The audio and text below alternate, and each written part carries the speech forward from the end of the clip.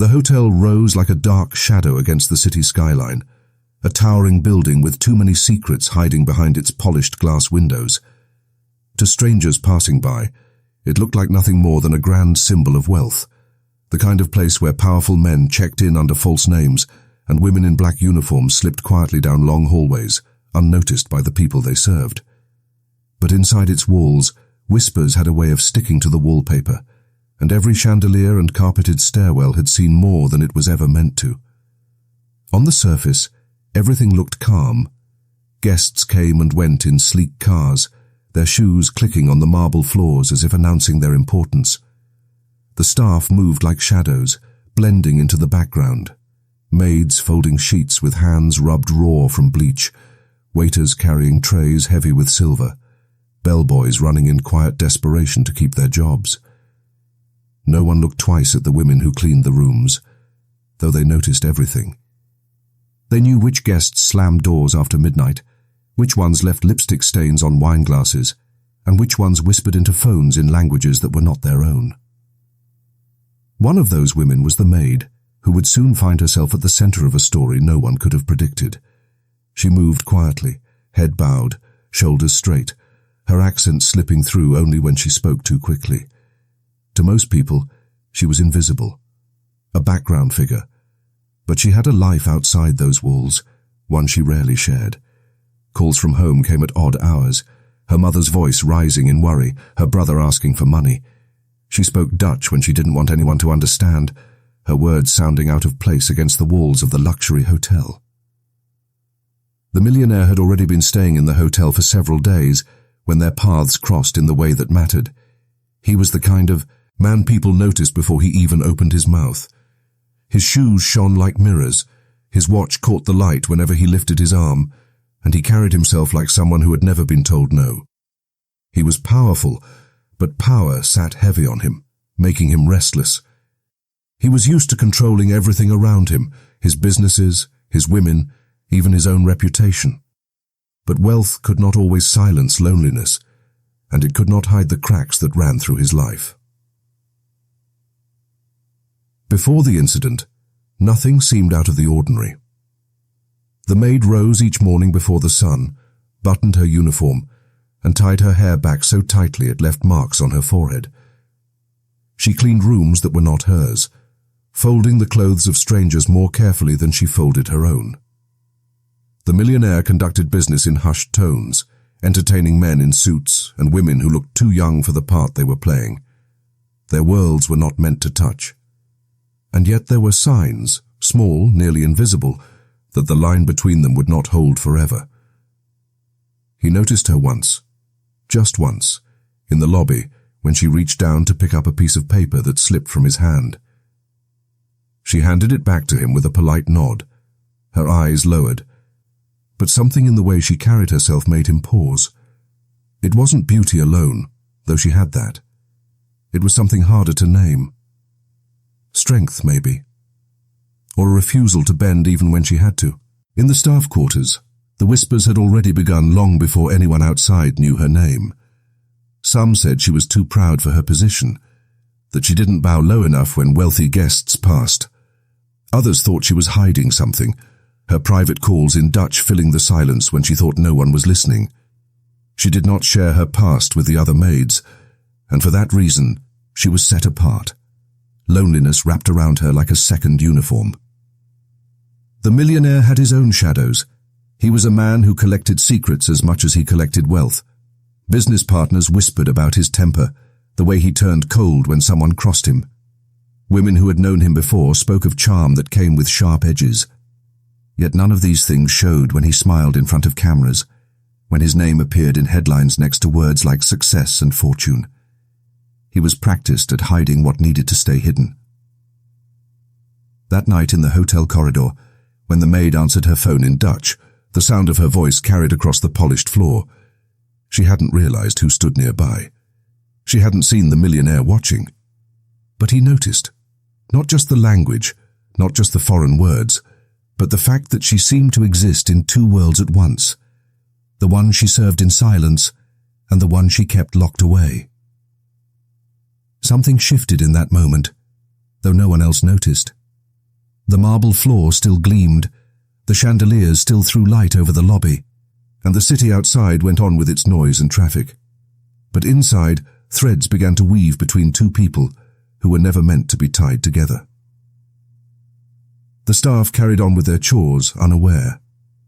The guests drank and laughed, their money buying them the illusion of safety, and yet, in the middle of this carefully controlled world, something fragile had cracked open. Power and vulnerability had brushed it against each other in the unlikeliest of ways, leaving behind the faintest trace of danger. The hotel, in all its grand silence, seemed to know. Its walls had seen stories like this before, stories of people from different worlds colliding, of secrets spilling out in the wrong places, of choices that would not be undone. And in the air that night, there was the faintest sense of foreboding, as though the building itself was holding its breath, waiting for what would come next. The days that followed seemed, at first, like any other. The hotel carried on with its quiet rhythm, the maids moving like shadows across polished floors, the guests coming and going with their laughter, demands and secrets. But underneath the surface, a shift had begun. The moment the millionaire heard the maid's voice in Dutch, something in him stirred, curiosity, interest, and something darker that neither of them fully understood yet. He began to notice her more often. In the hallways, he would pause a second too long when she passed, his gaze following her without shame. When she came to clean his suite, he found excuses to linger, asking for small things he did not need, an extra towel, a glass of water, a forgotten detail about his schedule. She answered with politeness, her voice steady, her eyes carefully lowered, but he could sense her discomfort. What unsettled him was not rejection, but the way she remained out of reach. Most people bent easily in his presence. She did not. The tension began with small moments.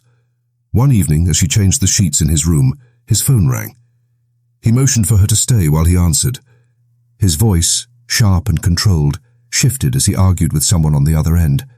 Money, betrayal, the kind of things that only people at his level argued about. She tried not to listen, but she couldn't help hearing the words, "You owe me more than you think. Don't test me." When he hung up, their eyes met for a brief second. She had heard too much, and he knew it.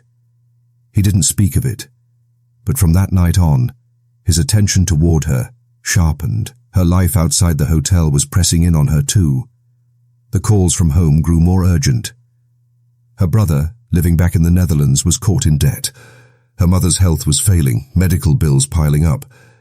She carried this weight silently, her face calm as she scrubbed marble sinks and vacuumed plush carpets.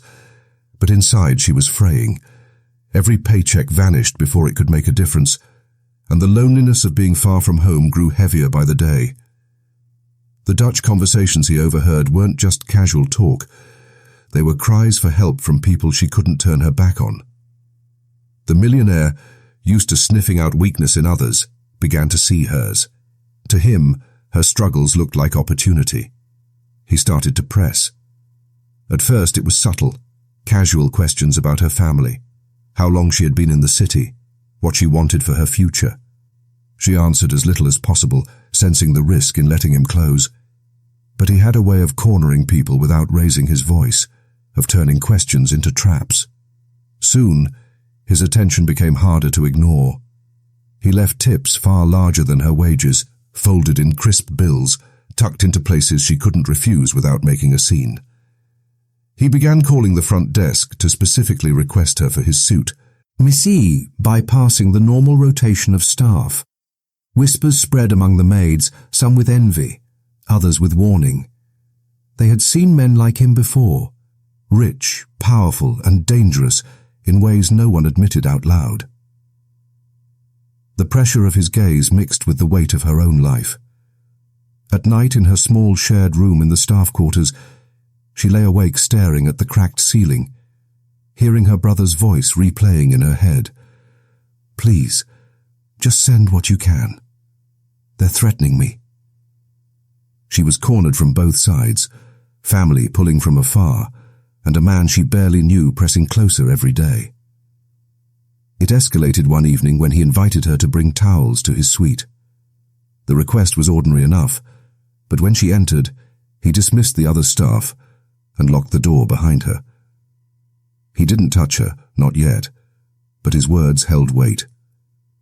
He spoke of power, of influence, of what he could give her if she stopped pretending she was just a maid. He promised help for her family, protection, a better life. His tone made it clear that refusal wasn't a simple option. The encounter left her shaken. She told no one, but her silence was telling. She began avoiding his floor when she could, trading assignments with other maids, though it never lasted long. He always found a way to draw her back. His obsession grew, and with it, a darker energy settled over the hotel. Staff began to whisper not just about her, but about him. They spoke of his temper, of the woman who had come to see him and left crying, of the way his voice could drop into something cold when he didn't get his way. At the same time, his world outside the hotel was collapsing. Business partners were turning against him, lawsuits circled like vultures, and the press was beginning to dig into rumors that could ruin him. He needed control somewhere, anywhere, and the maid became his focus. She was a puzzle he could not solve, a woman he could not buy outright, and that drove him deeper into obsession. The more he pushed, the more she recoiled. But the financial pressure on her family became unbearable. The late-night phone calls turned into desperate pleas. She began to wonder if maybe she could endure his attention just long enough to secure help for them. That thought alone ate at her. It wasn't love, not even respect. It was survival, and survival carried its own kind of guilt. The breaking point came quietly at first, a night when he demanded she sit with him, just for a few minutes, under the excuse of needing company. He spoke of his life, his enemies, his fears, revealing cracks in his polished surface. He drank heavily, his words slurring as he shifted between anger and charm. When she tried to leave, his hand gripped her wrist just long enough to remind her that he held the power. She left shaken, her heart pounding in her chest, knowing it was only a matter of time before things went further. Meanwhile, the hotel itself began to feel like a cage. Every hallway seemed filled with eyes. Every whisper of the staff felt like it carried her name. She avoided the lobby, kept her head down, but the sense of being watched never left her. Even the city outside offered no comfort. It was foreign, unkind, and always waiting to swallow her whole if she stepped too far. And still he pressed. Gifts appeared for her, perfume she never wore, jewelry too expensive to accept. She returned them when she could, but that only made him more insistent. To him, refusal wasn't rejection, it was challenge. His obsession turned into something more dangerous. By then, both of them were unraveling in different ways. She grew thinner, her face pale from sleepless nights, her nerves frayed. He grew angrier, more unpredictable, his business pressures bleeding into every conversation. Their encounters became sharper, his words more demanding, her silences more dangerous. Each meeting left it behind a tension that clung to the walls long after they had left the room. The hotel staff noticed. Some began keeping their distance, afraid of being caught in the crossfire. Others, sensing the storm coming, whispered warnings she couldn't ignore.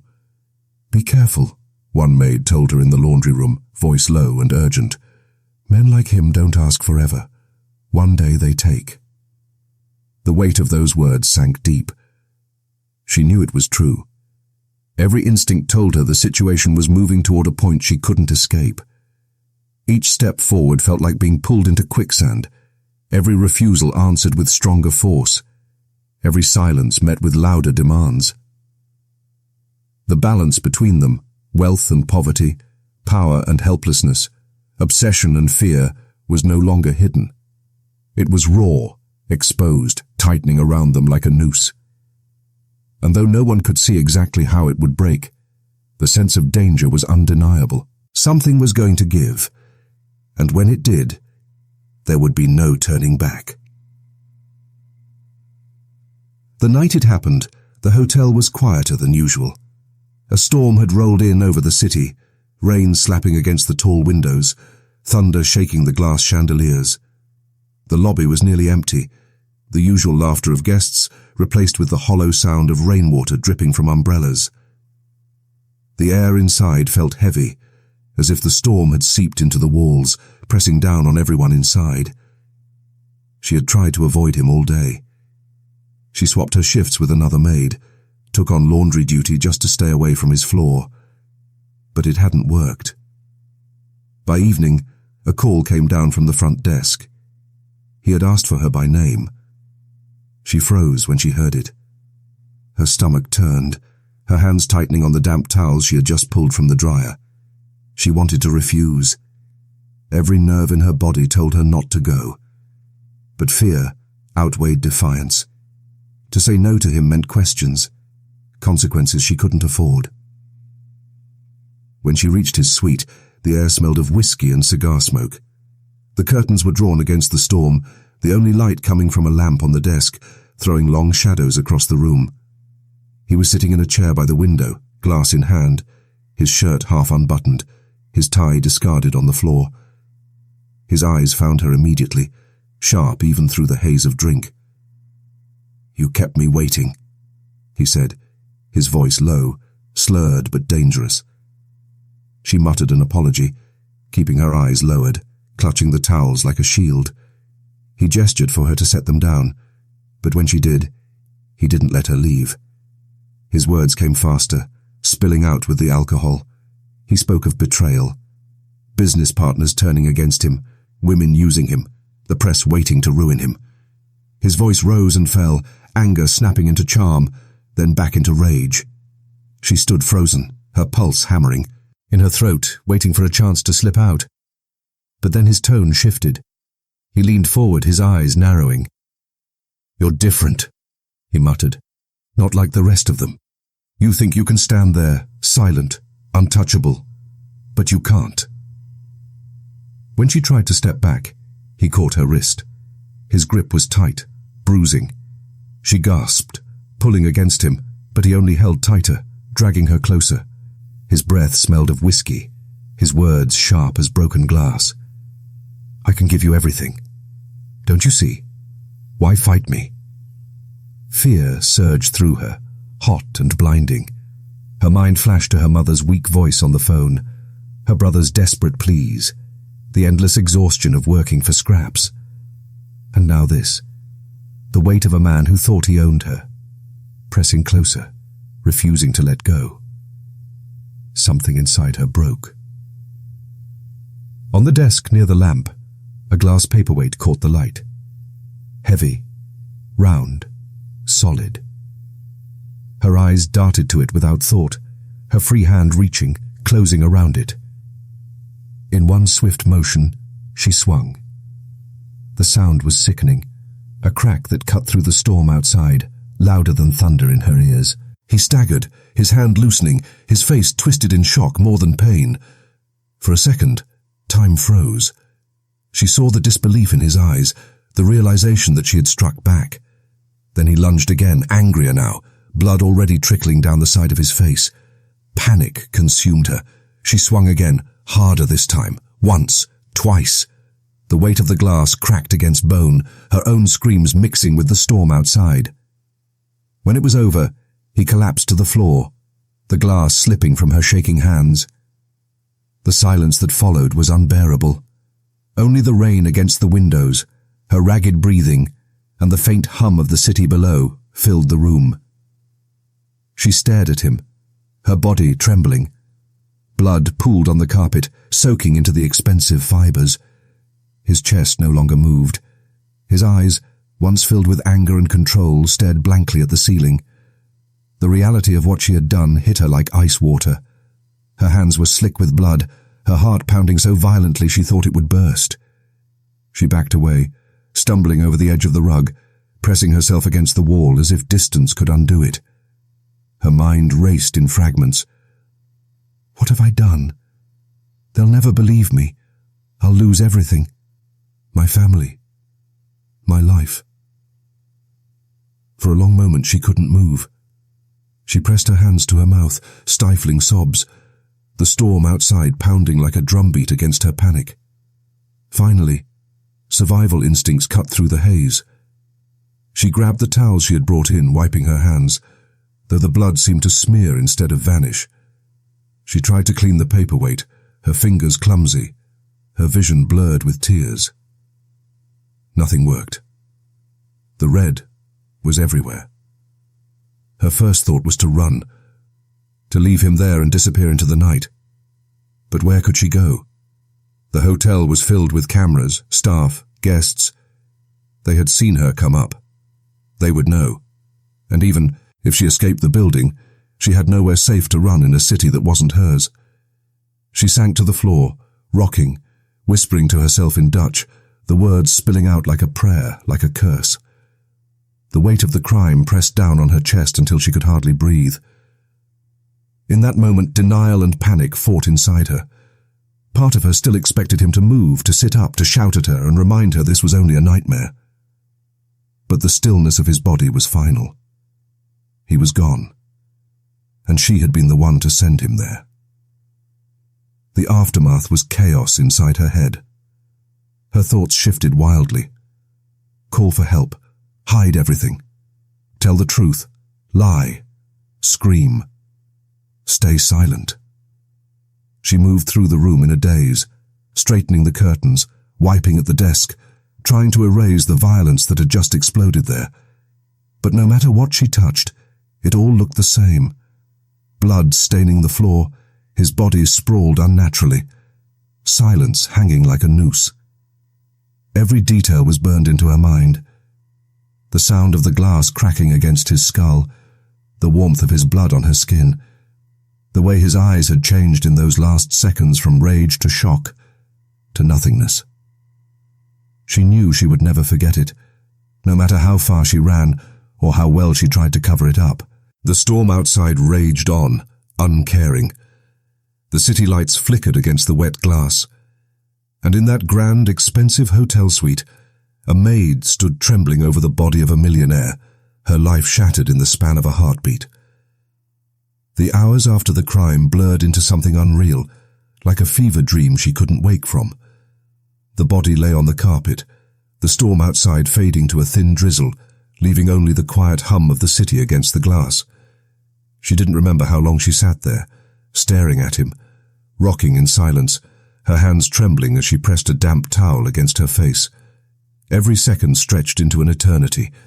Her mind refused to accept what had happened, clinging to denial like a child clutching a blanket. But denial doesn't hold forever.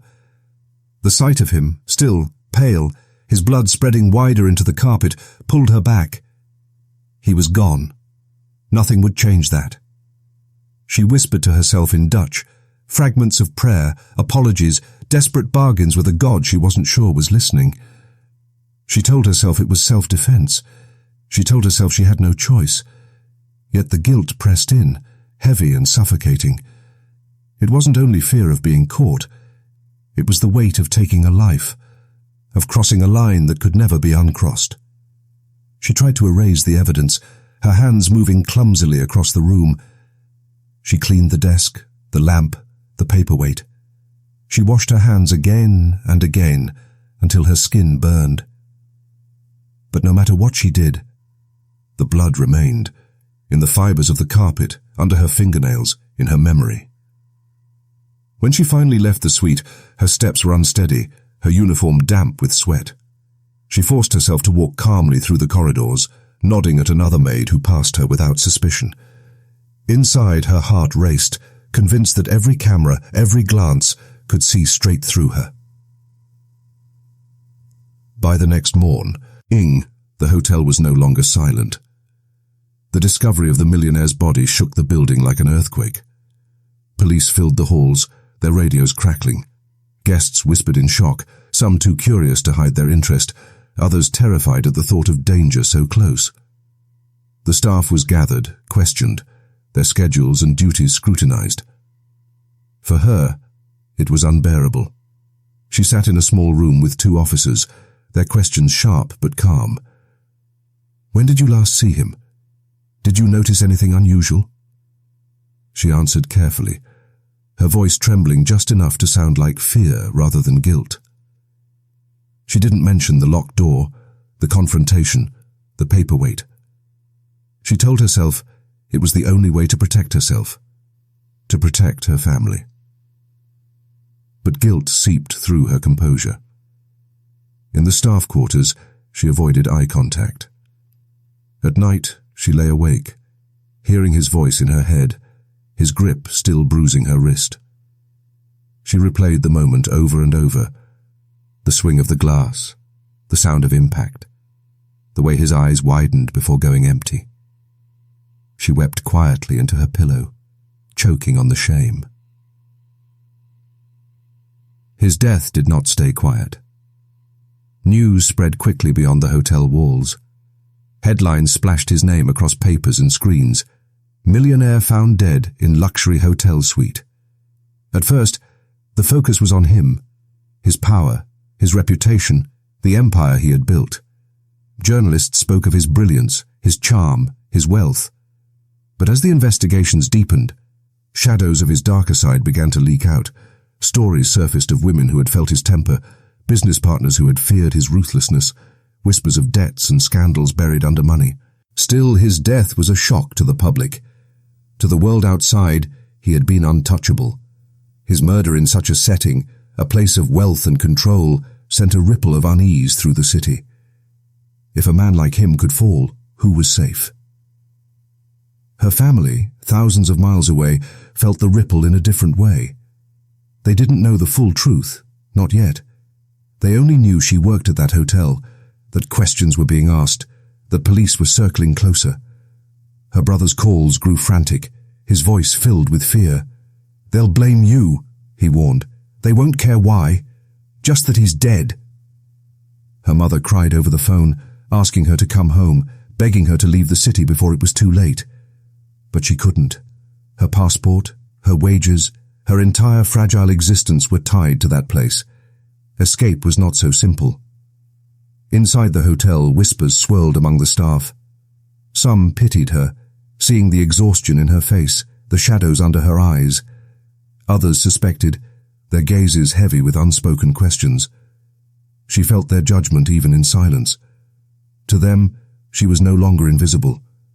She was marked, the woman connected, however quietly, to the dead man upstairs. The psychological toll wore her down faster than the investigation. Each knock at her door sent her heart racing. Each glance from the police felt like an accusation. She lost weight, her hands trembling even when folding sheets, her mind slipping between numbness and panic. She told herself she had acted to survive, but the truth clawed at her every night. She had killed him. The police built their case slowly, piecing together the hours before his death. Cameras showed her entering his floor. Witnesses remembered seeing her outside his suite. The evidence, small but growing, circled tighter around her, and yet nothing was certain. There were no fingerprints on the paperweight. No camera had caught the act itself. Her silence, her careful words, had bought her time, but not freedom. Outside, the media began shaping the story into something larger than either of them. He was painted as both victim and villain, his wealth celebrated while his cruelty whispered about. She, the maid, became a symbol of mystery, of scandal, of class divide. Some speculated she had been his lover. Others claimed she was a thief. Few saw her as she was, a woman trapped in a storm too big to escape. The contrast between his reputation and hers deepened the divide. He had been powerful, respected, feared. She was unknown, voiceless, a foreigner with no one to defend her. The scales of public opinion were not balanced. Even as whispers of his darker side spread, many still believed she must have been at fault. The weight of that judgment crushed her. Guilt gnawed at her from within, shame pressed from without. She walked through each day like a ghost, waiting for the moment it would all collapse. And deep down, she almost welcomed it. The burden of silence was too heavy. The truth, terrible as it was, clawed at her throat, begging to be spoken.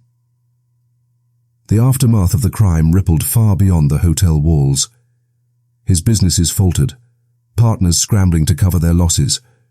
His family, estranged but still tied to his name, fought over money even as they cried for justice. The hotel itself, once a symbol of untouchable luxury, now carried a stain it could not scrub away. Guests checked out, afraid. Bookings dropped, the building felt cursed. And in the middle of it all, the maid lived in the shadows, caught between guilt and fear, survival and ruin. She had thought the act itself was the worst moment of her life. But the days after, the silence, the suspicion, the loneliness, were worse. Far worse. Her world had unraveled with one desperate swing of glass, and no matter how she tried to piece it back together, the fragments cut deeper with every touch. The crime was over, but the aftermath was only beginning, and it was a prison she could not escape. The end did not come with one loud crash, but with a slow, grinding inevitability, like a clock ticking down until it could no longer be ignored. For weeks she lived suspended in dread, caught between silence and confession, survival and ruin. But in the end, the walls closed in. The police investigation, the evidence, the whispers that had grown too heavy to escape, it all came together, and her name was spoken aloud not as a maid, but as a suspect. The arrest was quiet. There were no cameras in the staff hall, no shouting. 2 officers came to her room one morning as the sky outside was pale with dawn. She did not resist. She did not cry. She simply lowered her head as the handcuffs clicked around her wrists. In that moment, a strange calm fell over her, as though the weeks of fear had broken something inside her. She had always known this day would come. Survival could only hold off the truth for so long. The trial that followed was not just about her. It was about him, his life, his reputation, his death. His lawyers painted him as a victim of violence, a powerful man whose life had been stolen. The press played both sides, some headlines condemning her as a calculating woman who had preyed on his wealth, others hinting at the darker side of his character, the whispers of abuse and control. Her own defense rested on one truth. She had been cornered, threatened, trapped in a situation with no escape. Her lawyers spoke of power imbalances, of a man who believed money could buy anything, even people. They showed photographs of the bruises on her wrist, the calls from her family, the exhaustion of her life. They painted her not as a cold killer, but as a woman pushed past her breaking point. The jury listened. They saw her trembling hands, her pale face, the way her eyes filled with tears when she spoke of her mother, her brother, her loneliness in a city that had never welcomed her. And yet, justice is not always clean. In the end, the verdict was split between sympathy and punishment. She was found guilty, not of premeditated murder, but of manslaughter, a crime born in fear, not in planning. The sentence was years in prison. Not life, but enough to strip away her freedom, enough to change her forever. As the gavel fell, she closed her eyes and let the weight of it settle. There was no relief, but there was no more running either. For his family, the outcome was unbearable. They called it injustice, demanded harsher punishment, spoke of his brilliance and his legacy. For them, he would always be remembered as a powerful man cut down too soon. For others, the cracks in his image had already begun to show. Old rumors resurfaced, stories that had been buried by money, now brought into the light. He became a figure of contradiction, admired and condemned, respected and feared, mourned and whispered about in the same breath. The hotel never recovered its sheen. For months, The suite where it happened remained closed, curtains drawn, staff avoiding the corridor. Guests cancelled bookings, frightened by the story that had turned luxury into a crime scene. The name of the building, once a symbol of wealth, was now tied to scandal. No amount of polish could scrub the blood from its memory. Her family, oceans away, bore the shame with her. Her brother's debt remained, her mother's health declined. They lived with the sting of her name being tied to headlines, with neighbours whispering, with questions they could not answer. And yet, they loved her still. Their letters to her in prison were filled with sorrow, but also with forgiveness. To them, she was not a monster. She was their daughter, their sister, a woman who had carried too much. The broader world debated her case for months. Was it murder, or was it survival? Did wealth and power shield him for too long, until one desperate act tore it all apart? Was she guilty, or was she the inevitable product of a society that places some lives above others? In the end, the crime became more than just the story of two people in a hotel room. It was a mirror held up to society, showing the imbalance between rich and poor, men and women, power and vulnerability. It asked hard questions no one wanted to answer. How many others had been silenced before her? How many lives were crushed in the shadows of men who thought they were untouchable? Morality in cases like this is never simple. The law demands clear lines, guilty or not guilty, crime or self-defense. But human behavior doesn't follow those lines. Her act was both a crime and an act of survival. She took a life, and yet she had been trying to save her own. That contradiction is what made her story stick, what made it linger long after the trial ended. Power dynamics lie at the center of it all. He had money, influence, the ability to bend the world to his will. She had none of that. She had only her silence, her resilience, her will to endure. But even the strongest will cracks when pressed too far.